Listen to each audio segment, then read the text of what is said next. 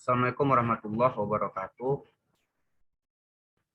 Baiklah, di sini saya akan menjelaskan Isbon terkait kasus yang saya temui di sebuah video di YouTube. Itu kasus yang viral baru-baru ini, yang mana itu kasusnya itu terkait sepasang kekasih melakukan hal yang tak terpuji di kolam berenang. Ya, dia berenang sepasang laki-laki dan perempuan.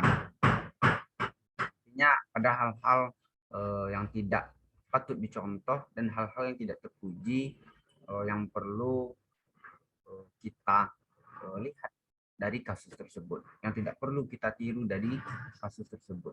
Nah, pada Facebook kali ini itu ada 6 bidang pengembangan, apa saja bidang-bidang yang harus kita harus kita ubah dari kasus tersebut. Nah, di sana ada bidang bimbingan pribadi, sosial, belajar, karir, keberagamaan, dan keluarga. Kemudian yang warna kuning itulah fenomena yang terjadi dari keenam bidang bimbingan, dari keenam bidang pengembangan tersebut. Nah, kemudian yang warna pink muda atau merah muda itu adalah arah pengembangannya. Artinya fenomena yang terjadi itu kita robah kepada arah pengembangannya. Apa hal-hal yang dilakukan, apa hal-hal yang harus mereka lakukan agar kasus itu bisa berubah dari baik dari pribadinya maupun sosialnya, belajarnya, karirnya, keberagamaannya maupun keluarganya. Nah, langsung saja kita lihat yang pertama itu bidang pengembang pribadi. Nah, kalau kita lihat di sini pada bidang pengembang pribadinya, yang pertama itu tidak bisa mengalihkan diri.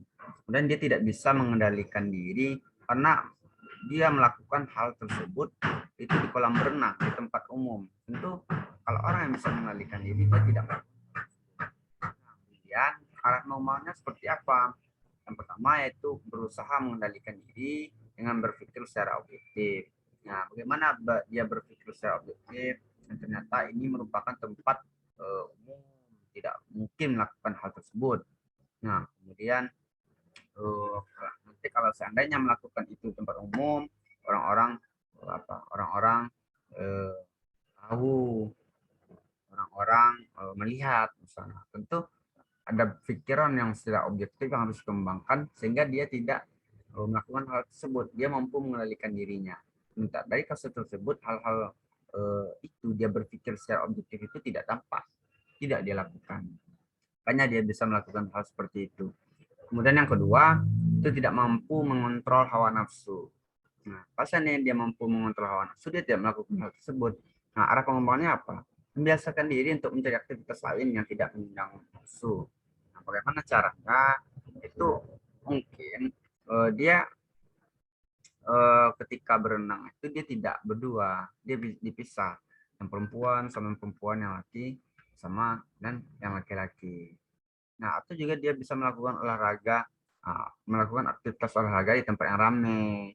Atau juga dia bisa mengontrol nafsunya itu dengan dia belajar, nonton film, dan berkumpul dengan teman-teman. Sehingga itu dia hal-hal yang tidak mampu mengontrol nafsunya itu bisa diminimalisir, nafsunya itu bisa terkontrol karena dia berada pada aktivitas yang positif. Nah, kemudian yang ketiga, dari bidang pengembangan pribadi tidak mempunyai rasa malu. Nah, itu orang yang melakukan hal tersebut di kolam renang tidak mempunyai rasa malu. Kalau seandainya dia mempunyai rasa malu, itu dia tidak melakukan hal tersebut. Nah, arah pengembangannya adalah membiasakan diri untuk menanamkan rasa malu dengan cara memikirkan akibat yang akan terjadi setelah melakukan perbuatan yang tidak terpuji. Nah, dia harus melakukan apa? Dia harus menanamkan rasa malu. Apa ya kalau seandainya yang saya diketahui oleh orang lain atau nampak melalui CCTV, nah, itu saya juga bisa menjadi viral, nama saya buruk, nama saya jelek, karir saya terancam, misalkan sosial kita terancam, misalkan dia harus berpikiran seperti itu. Makanya dia harus meningkatkan rasa malu. Kemudian yang keempat adalah cara berpikir yang salah. Nah, dia harus mulai membiasakan ketika melakukan sesuatu itu berpikir terlebih dahulu. dengan mempertimbangkan sebab dan akibat suatu perbuatannya. Nah, akibat kasus yang dilakukannya di kolam renang itu karena cara berpikirnya yang salah. Dia tidak memikirkan sebabnya dan akibat. Dan ternyata akibatnya dia terekam oleh CCTV dan tersebar videonya di YouTube. Nah, artinya ini tentu cara berpikir yang salah. Kalau seandainya dia berpikirnya yang benar, dia tidak melakukan hal itu. Dia melakukan hanya sekedar mandi saja di kolam renang. Nah, itu terkait bidang pengembangan pribadi. Kemudian yang kedua, bidang pengembangan sosialnya. Nah, yang pertama adalah dia tidak menghormati orang lain. Nah, kenapa dia tidak menghormati orang lain? Nah, karena dia seolah-olah itu tempat pribadinya, tempat privatnya. Padahal itu merupakan tempat umum. Arah pengembangannya gimana? Nah, pengembangannya itu menghormati orang lain dengan cara berenang tidak berdua-duaan. Nah, bisa saja dia berenang dengan laki-laki atau pisah jarak ketika berenang itu agar tidak menimbulkan kecurigaan. Kemudian juga dia tidak menghargai orang lain. Artinya dia tidak menghargai orang di sekitar sana. Padahal orang di sekitar sana banyak, tapi dia juga melakukan hal-hal tersebut. Nah, arah pengembangannya gimana? Dia harus menghargai orang lain dengan cara berenang di tempat yang ramai dan sejenisnya. Menghargai dengan cara berenang seperlunya saja, tidak menunjukkan gerak-gerik yang berlebihan. Kalau kita lihat di CCTV itu, di video tersebut, dia menunjukkan gerak-gerik atau perlakuan atau perbuatan yang tampak secara jelas di CCTV tersebut. Dia melakukan hal-hal yang tidak senonoh, hal-hal yang tidak terpuji. Nah, yang ketiga itu bidang pengembang belajar. Di bidang pengembang belajar ini, hal yang pertama fenomena yang kita lihat yang terjadi adalah terjadinya pergaulan bebas. Artinya orang yang tentunya orang yang belajar, orang yang punya pendidikan tentu tidak terjadi pergaulan bebas tersebut. Nah, artinya arah pengembangannya gimana? Mulai membiasakan belajar bahwa bagaimana bergaul dengan lawan jenis, dengan cara berteman seadanya dan tidak berlebihan. Kemudian tidak memikirkan dampak negatif perbuatan. Artinya arah pengembangannya adalah belajar bagaimana dampak negatif perbuatan yang dilakukan dengan cara berpikir apa yang akan terjadi ketika melakukan perbuatan tersebut. Nah, kemudian tidak bisa mengendalikan nafsu. Dia harus belajar mengendalikan nafsu. Harus belajar untuk mengendalikan nafsu dengan cara melakukan hal-hal yang positif dan mengurangi hal-hal yang negatif. Bagaimana caranya? Memperbanyak diskusi dengan teman, bertukar pikiran dengan teman, kemudian juga belajar bermain game secukupnya, olahraga dengan teman, menonton film, pengajian, organisasi, dan dia harus belajar itu agar dia terhindar dari hal-hal tersebut. Kemudian yang keempat, bidang pengembang karir. Bidang pengembang karir ini fenomena yang kita lihat, fenomena yang terjadi, dia bisa diberhentikan dari pekerjaan atau pendidikan. Nah, hal yang harus kita arahkan dia menata ulang kembali pikirannya bagaimana karir pendidikannya untuk kedepannya kalau melakukan hal seperti itu juga. Dia melakukan perbuatan-perbuatan yang tidak senonoh di kolam berenang. Itu ini akan berpengaruh ketika dia dilihat oleh orang lain atau terekam oleh CCTV nantinya. Nah, itu harus dia diarahkan ke pikirannya untuk karirnya ke depannya. Jangan hanya gara-gara hal-hal kecil seperti itu dia karirnya bisa rusak ke depannya. Kemudian yang kelima itu kita lihat bidang pengembangan keberagamaan. Bidang pengembangan keberagamaan yang pertama itu tidak mengingat dosa perbuatan yang dilakukannya. Cara pengembangannya apa?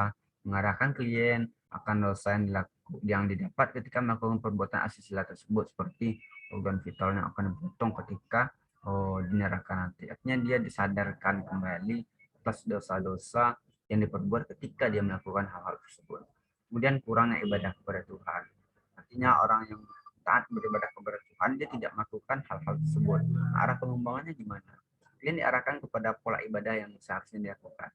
Sering melakukan pengajian, membaca buku terkait zina, sholat, berdoa agar dijauhi dari perbuatan maksiat dan lain-lain.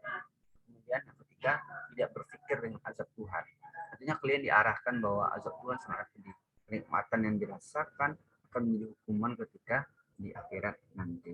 Nah, ini merupakan bidang pengembang keberagamaan yang perlu ditekankan kepada klien tersebut. Dia lupa bahwa hal yang dilakukannya sini tentu akan dinilai akan dicatat di akhirat nanti dan akan dipertanggungjawabkannya. Sadarkan mereka hal itu. Nah, kemudian yang terakhir, yang keenam, bidang pengembangan keluarga. Nah, yang pertama itu keluarga bisa menjadi malu. Seandainya keluarga mengetahui itu, keluarga juga menjadi malu atas perbuatan dari mereka itu. Arah pengembangannya adalah kalian diarahkan ini sadarkan bahwa perbuatan itu akan menyebabkan keluarganya menjadi malu dan menjadi bahan atau gunjingan dari orang-orang. Kemudian hubungan dengan keluarga menjadi tidak baik. Nah, bisa saja kalian itu eh, ya dikecilkan oleh keluarganya. Arah pengembangannya adalah kalian diarahkan bahwa ketika perbuatan kalian ini diketahui oleh orang akan menyebabkan hubungannya dengan keluarga menjadi tidak baik. Nah, dia harus tata ulang pikirannya kembali. Bahwasanya eh, kalau dia melakukan itu, maka hubungan keluarganya tidak menjadi baik. Bahkan dia bisa dikucilkan atau apa, atau dihukum oleh keluarganya. Nah, kemudian yang ketiga, keluarga menjadi kecewa. Nah, arah pengembangannya gimana? Kalian disadarkan bahwa keluarganya tentu akan menjadi kecewa dengan perbuatan yang dilakukan olehnya. Kemudian kalian harus menyadari dengan cepat bahwa dia tidak boleh membuat keluarganya menjadi kecewa dengan tidak mengulangi lagi perbuatannya tersebut.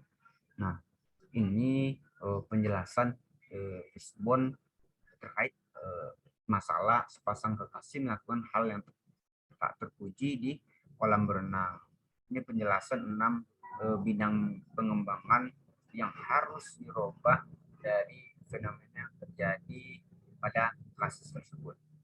Nah, ini yang dapat saya sampaikan penjelasan mengenai Fishbone ini atau penjelasan mengenai kasus ini lebih dan kurang. Terima kasih. Assalamualaikum warahmatullahi wabarakatuh.